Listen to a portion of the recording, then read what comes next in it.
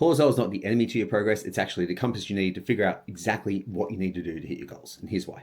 Cortisol's job is actually really simple. It's to mobilize energy in response to stress. The problem that we have isn't high cortisol, it's uncontrolled, systemic, chronic cortisol.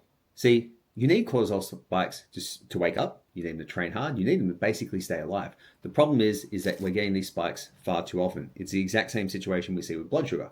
We need elevated blood sugar, we just don't need it all the time.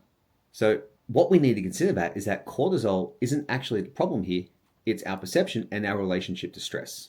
So what I mean by that, it's not just cortisol is actually doing its job every single time where we go through a stressful situation, we get a spike. So what we need to do is work out how to identify what our relationship with food is, and we're using that to actually manage our stress levels, how we actually deal with things, what are our proactive versus our reactive coping strategies, and are we doing the things to give our body the best chance to recover in a stressful situation? Because let's be real, stress is a part of life and stress isn't going anywhere. So rather than worrying about how we can reduce our cortisol and how we can bring it down, a far better approach is to actually look at what can we actually do to manage our stress better, to have better perception of stress, and then also to make sure our reaction is less, which will give us more control over cortisol over any kind of supplement protocol or anything else like that.